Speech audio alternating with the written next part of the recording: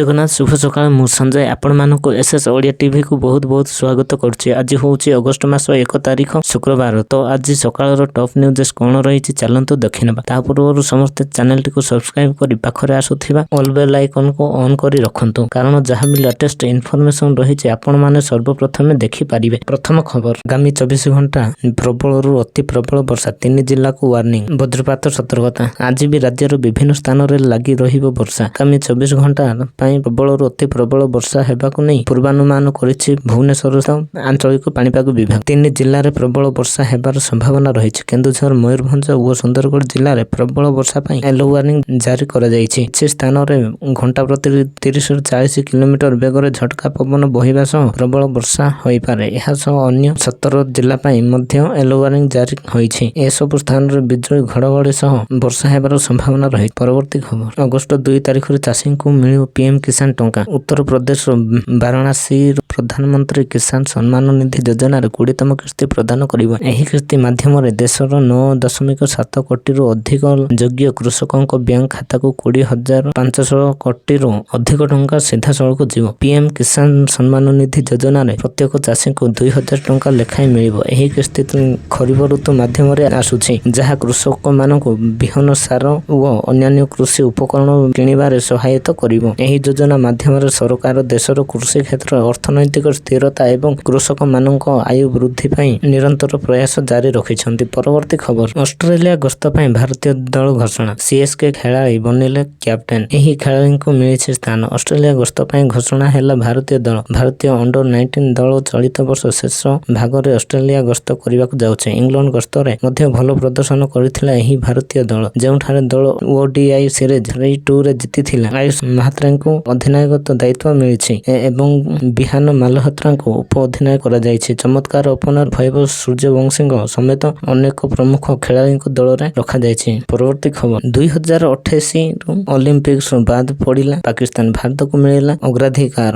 2028ରେ loss ଏଞ୍ଜେଲସରେ ଅନୁଷ୍ଠିତ ହେବାକୁ ଥିବା ଅଲିମ୍ପିକ୍ସରେ ପାକିସ୍ତାନ ପୁରୁଷ କ୍ରିକେଟ ଦଳ ଅଂଶଗ୍ରହଣ କରିବ ନାହିଁ ବୋଲି ଏକ ରିପୋର୍ଟରେ ଦାବି କରାଯାଇଛି। ଅନ୍ତର୍ଜାତୀୟ କ୍ରିକେଟ ପରିଷଦ ICC ଆଞ୍ଚଳିକ କ୍ୱାଲିଫାଇଂ ଫର୍ମାଟ ଅନୁସରଣ କରିବାକୁ ନିଷ୍ପତ୍ତି ନେଇଛି, ଯାହାଦ୍ୱାରା ପାକିସ୍ତାନ ଓ ନ୍ୟୁଜିଲାଣ୍ଡ ଭଳି ଦଳଗୁଡ଼ିକ 128 ବର୍ଷ ପରେ ଅଲିମ୍ପିକ୍ସରେ କ୍ରିକେଟ ପୁନରାଗମନ ସତ୍ତ୍ୱେ ଏହି ଇଭେଣ୍ଟରୁ ବାଦ ପଡ଼ିବେ। ପରବର୍ତ୍ତୀ ଖବର, ପାକିସ୍ତାନ ବିପକ୍ଷରେ ଖେଳିବାକୁ ମନା କଲେ ଭାରତୀୟ ଟିମ୍, ଧାରେ ଅଟକିଲା ସେମିଫାଇନାଲ ମ୍ୟାଚ୍। ରଦ୍ଦ ହେଲା ଭାରତ ପାକିସ୍ତାନ ମ୍ୟାଚ୍। ଭାରତ ଏବଂ ପାକିସ୍ତାନ ମଧ୍ୟରେ ହେବାକୁ ଥିବା ମ୍ୟାଚ୍ ଏବେ ହେବ ନାହିଁ। ଭାରତ ଏବଂ ପାକିସ୍ତାନ ୱାର୍ଲ୍ଡ ଚାମ୍ପିଅନସିପ୍ ଅଫ୍ ଲିଜେଣ୍ଡର ଅର୍ଥାତ୍ WCLର ସେମିଫାଇନାଲରେ ଏକ ମ୍ୟାଚ୍ ଖେଳିବାର ଥିଲା, ଯାହା ଏବେ ହେବ ନାହିଁ। ଜାଣିବାକୁ ମିଳୁଛି ଯେ ଭାରତୀୟ ଖେଳାଳିମାନେ ଏହି ମ୍ୟାଚରେ ଖେଳିବାକୁ ମନା କରୁଛନ୍ତି। ଏହି ଟୁର୍ଣ୍ଣାମେଣ୍ଟରେ ଭାରତୀୟ ଦଳର ଯାତ୍ରା ଶେଷ ହୋଇଯାଇଛି। ଏହା ପୂର୍ବରୁ ମଧ୍ୟ ଲିଗ୍ ପର୍ଯ୍ୟାୟର ମ୍ୟାଚ୍ ଅନୁଷ୍ଠିତ ହୋଇପାରିନଥିଲା। ପରବର୍ତ୍ତୀ ଖବର, RI ଅମିନ ପ୍ରିଲିମ୍ ପରୀକ୍ଷା ବାତିଲ। OTET ପ୍ରଶ୍ନପତ୍ର ଲିକ୍ କାରଣରୁ ପରୀକ୍ଷା ବାତିଲ ହେବା ଖବର ମଧ୍ୟରେ ସରକାରୀ ଚାକିରି ପାଇଁ ଆଶା ବାନ୍ଧି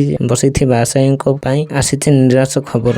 RI ଓ ଅମିନ ପ୍ରିଲିମ୍ ପରୀକ୍ଷା ବାତିଲ କରିଛନ୍ତି ଓ SSSC ଏନେଇ ବୁଧବାର ହାଇକୋର୍ଟକୁ ଅବଗତ କରାଇଛନ୍ତି ଆଡଭୋକେଟ୍ ଜେନେରାଲ ପୀତାମ୍ବର ଆଚାର୍ଯ୍ୟ। ସୂଚନା ଅନୁଯାୟୀ ଅଗଷ୍ଟ 1ରୁ ସେପ୍ଟେମ୍ବର 6 ତାରିଖ ପର୍ଯ୍ୟନ୍ତ ଥିବା ମେନ୍ ପରୀକ୍ଷା ବି ବାତିଲ କରାଯାଇଛି। ଏହାପରେ 14 ଦିନ ଭିତରେ ପୁନଃ ପରୀକ୍ଷା ପାଇଁ କମିଶନ ବିଜ୍ଞପ୍ତି ପ୍ରକାଶ କରିବେ। ପରୀକ୍ଷାର୍ଥୀଙ୍କୁ ପରୀକ୍ଷା ପାଇଁ ଆଉ ଆବେଦନ କରିବାକୁ ପଡ଼ିବନି, ସମସ୍ତଙ୍କୁ ପରୀକ୍ଷା ଦେବାକୁ ସୁଯୋଗ ମିଳିବ। ପରବର୍ତ୍ତୀ ଖବର, ଭାରତ ଝଟକା ଦେବା ପରେ ପାକିସ୍ତାନ ସହ ହାତ ମିଳାଇ ବଡ଼ କଥା କହିଲା ଆମେରିକା। ଆମେରିକା ରାଷ୍ଟ୍ରପତି ଡୋନାଲ୍ଡ ଟ୍ରମ୍ପ ପାକିସ୍ତାନ ସହିତ ହାତ ମିଳାଇ ଭାରତକୁ କୃତ କରିଛନ୍ତି। ଗୁରୁବାର 30 ଜୁଲାଇ ଟ୍ରମ୍ପ ସୋସିଆଲ ମିଡିଆ ମାଧ୍ୟମରେ ସୂଚନା ଦେଇଛନ୍ତି ଯେ ଆମେରିକା ଏବଂ ପାକିସ୍ତାନ ମଧ୍ୟରେ ଏକ ଚୁକ୍ତି ସ୍ୱାକ୍ଷରିତ ହୋଇଛି। ଏହା ଅଧୀନରେ ଉଭୟ ଦେଶ ତୈଳ ଭଣ୍ଡାର ବିକାଶ ଉପରେ କାମ କରିବେ। ଟ୍ରମ୍ପ ଏହି ଚୁକ୍ତି ସହିତ ଭାରତକୁ ସାଇଡ୍ କରିଛନ୍ତି। ସେ ଦକ୍ଷିଣ କୋରିଆ ସମ୍ପର୍କରେ ଏକ ଗୁରୁତ୍ୱପୂର୍ଣ୍ଣ ଘୋଷଣା ମଧ୍ୟ କରିଛନ୍ତି। ସୋସିଆଲ ମିଡିଆ ପ୍ଲାଟଫର୍ମ ଟ୍ରୁଥରେ ଲେଖିଛନ୍ତି, ଆମେ ପାକିସ୍ତାନ ସହିତ ଏକ ଚୁକ୍ତି କରିଛୁ, ଯାହା ଅଧୀନରେ ପାକିସ୍ତାନ ଏବଂ ଆମେରିକା ସେମାନଙ୍କର ବିଶାଳ ତୈଳ ଭଣ୍ଡାର ବିକାଶ ଉପରେ କାମ କରିବେ। ଆମେ ଏକ ତୈଳ କମ୍ପାନୀ ବାଛୁଛୁ, ଯାହା ଏହି ସହଭାଗିତାରେ ନେତୃତ୍ୱ ନେବ। ପରବର୍ତ୍ତୀ ଖବର,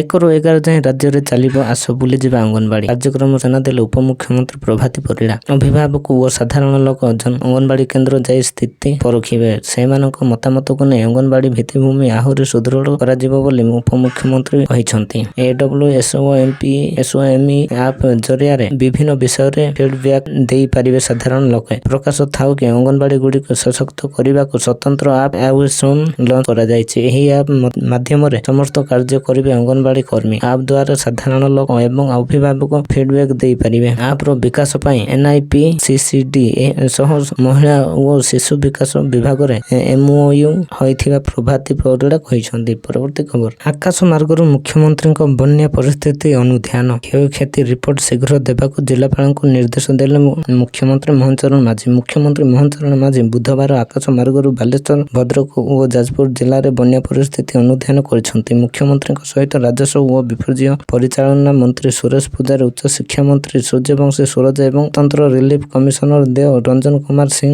ମଧ୍ୟ ଉପସ୍ଥିତ ଥିଲେ। ବନ୍ୟା ପରିସ୍ଥିତି ଅନୁଧ୍ୟାନ ପରେ ମୁଖ୍ୟମନ୍ତ୍ରୀ କହିଥିଲେ ଯେ ଏହି 3ଟି ଜିଲ୍ଲାରେ 8ଟି ବ୍ଲକର 81ଟି ଗାଁ ବନ୍ୟା ଦ୍ୱାରା ପ୍ରଭାବିତ ହୋଇଛି। ବାଲେଶ୍ୱର 4ଟି ବ୍ଲକ ତଥା ବସ୍ତା, ବାଲିଆପାଳ, ଭୋଗରାଇ ଓ ଜଳେଶ୍ୱର ଏବଂ ଭଦ୍ରକ ଜିଲ୍ଲାର ଧାମନଗର ଓ ଭଣ୍ଡାରିପୋଖରୀ ଏବଂ ଯାଜପୁର ଜିଲ୍ଲାର ଯାଜପୁର ଓ ଦଶରଥପୁର ବ୍ଲକ ପ୍ରଭାବିତ ହୋଇଛି।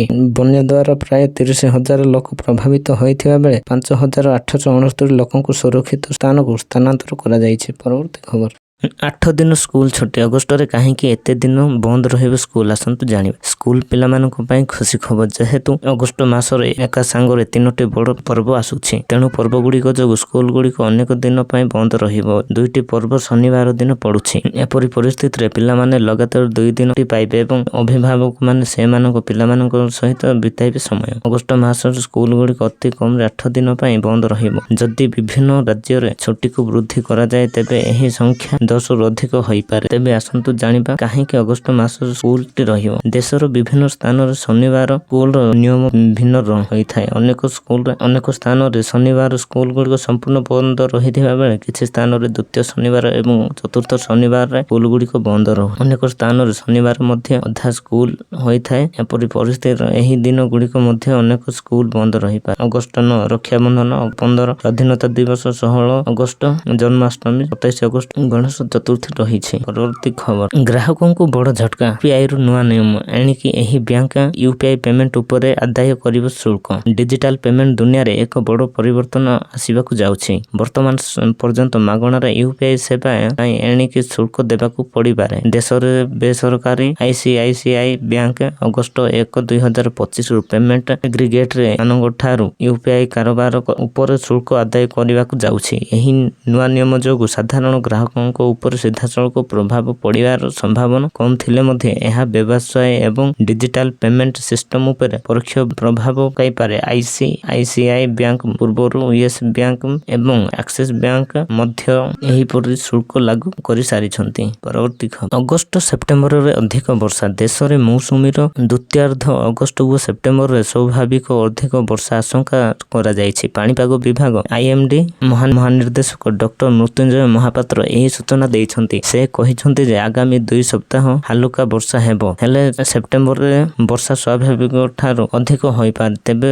ପୂର୍ବୋତ୍ତର ଓ ପୂର୍ବ ଭାରତକୁ ଛାଡ଼ିଦେଲେ ଦେଶର ଅଧିକାଂଶ ଅଞ୍ଚଳରେ ଅଗଷ୍ଟରେ ସ୍ୱାଭାବିକ ବର୍ଷା ଆଶା କରାଯାଉଛି। ଜୁନ୍ ଓ ଜୁଲାଇ ହୋଇଛି ସ୍ୱାଭାବିକରୁ ଅଧିକ ବର୍ଷା। ଗୁରୁବାର ଏକ ଅନଲାଇନ ପ୍ରେସ୍ କନଫରେନ୍ସରୁ ସମ୍ବୋଧିତ କରି ଡକ୍ଟର ମହାପାତ୍ର କହିଛନ୍ତି ଯେ ଦେଶରେ ମୌସୁମୀ ଋତୁର ପ୍ରଥମ ଭାଗ ଜୁନ୍ ଓ ଜୁଲାଇ ମାସରେ ସ୍ୱାଭାବିକଠାରୁ ଅଧିକ ବର୍ଷା ହୋଇଛି। ପରବର୍ତ୍ତୀ ଖବର, କ୍ରେଡିଟ୍ କାର୍ଡ ବିଲ୍ ଭରିବା ହେଉଛି କି ମୁସ୍କିଲ? ଆଜିକାଲିର ଡିଜିଟାଲ ଯୁଗରେ କ୍ରେଡିଟ୍ କାର୍ଡ ଏକ ଅତ୍ୟନ୍ତ ସୁବିଧାଜନକ ଆର୍ଥିକ ଉପକରଣ, କିନ୍ତୁ ଯଦି ଏହାର ସଠିକ ଭାବରେ ପରିଚାଳନା ନ କରାଯାଏ ତେବେ ଏହା ଏକ ବଡ଼ ଋଣ ଜାଲରେ ପକାଇପାରେ। କ୍ରେଡିଟ୍ କାର୍ଡର ଏକ ସୁଧ ହାର ଯୋଗୁଁ ଛୋଟ ବକେୟା ରାଶି ମଧ୍ୟ ଖୁବ୍ ଶୀଘ୍ର ଏକ ବୋଝ ପାଲଟିଯାଏ। ଯଦି ଆପଣ ମଧ୍ୟ କ୍ରେଡିଟ୍ କାର୍ଡ ବିଲ୍ ପାଇଁ ଚିନ୍ତିତ ଅଛନ୍ତି ତେବେ ଏହି ସମସ୍ୟାରୁ ମୁକୁଳିବା ପାଇଁ ଆପଣାନ୍ତୁ ଏହି 5ଟି ସରଳ। ଅନେକ ଲୋକ କ୍ରେଡିଟ୍ କାର୍ଡର ସର୍ବନିମ୍ନ ବକେୟା ରାଶି ପୈଠ କରିଦିଅନ୍ତି, କିନ୍ତୁ ଏହାର ସବୁଠାରୁ ବଡ଼ ଭୁଲ ହେଉଛି କାରଣ ଏହି ରାଶିର ଅଧିକାଂଶ ଭାଗ ସୁଧ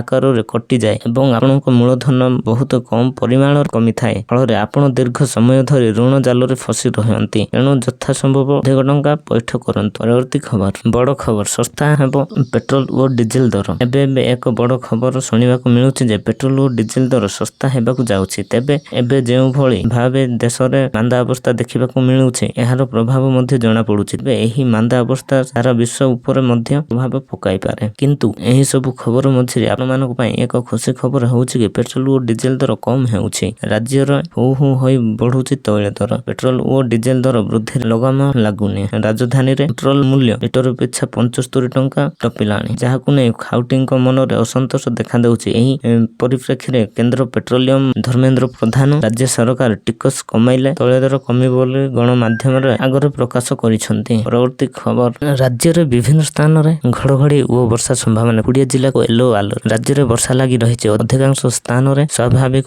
ପରିମାଣର ବର୍ଷା ହୋଇଛି। 7 ଜିଲ୍ଲାରେ ଅତ୍ୟଧିକ ବର୍ଷା ହୋଇଛି, କିନ୍ତୁ 4ଟି ଜିଲ୍ଲାରେ ବର୍ଷା ଏବେ ବି ନିଅଣ୍ଟିଆ ରହିଛି। ପୁରୀ, ଗଞ୍ଜାମ, ଗଜପତି ଓ କଳାହାଣ୍ଡିରେ ନିଅଣ୍ଟିଆ ବର୍ଷା ରହିଛି। ପୁରୀରେ 34%, ଗଞ୍ଜାମରେ 24%, କଳାହାଣ୍ଡିରେ 20%, ଗଜପତିରେ 3% ନିଅଣ୍ଟିଆ ବର୍ଷା ହୋଇଛି। 7 ଜିଲ୍ଲାରେ ଅତ୍ୟଧିକ ବର୍ଷା ହୋଇଛି। ମୟୂରଭଞ୍ଜ ଓ କେନ୍ଦୁଝରରେ 49% ବର୍ଷା ହୋଇଥିବା ବେଳେ ଦେବଗଡ଼ରେ 48%, ବୌଦ୍ଧରେ 38%, ଝାରସୁଗୁଡ଼ା ଓ ସୋନପୁରରେ 31%, ସମ୍ବଲପୁରରେ 24% ବର୍ଷା ହୋଇଛି। ଉତ୍ତର ପଶ୍ଚିମ ବଙ୍ଗୋପସାଗର ଉଲ୍ଲଙ୍ଘନ ଗାଙ୍ଗେୟ ପଶ୍ଚିମବଙ୍ଗ ଏବଂ ଓଡ଼ିଶା ଉପକୂଳରେ ଏକ ଘୂର୍ଣ୍ଣିବଳୟ ସୃଷ୍ଟି ହୋଇଛି। ଏହା ପ୍ରଭାବରେ ରାଜ୍ୟର ବିଭିନ୍ନ ସ୍ଥାନରେ ବର୍ଷା ହେବ ବୋଲି ଜଳବାୟୁ ଓ ପାଣିପାଗ କେନ୍ଦ୍ର ନିର୍ଦ୍ଦେଶକ ଡକ୍ଟର ଶରତ କୁମାର ସାହୁ କହିଛନ୍ତି। ଜୟ ଜଗନ୍ନାଥ।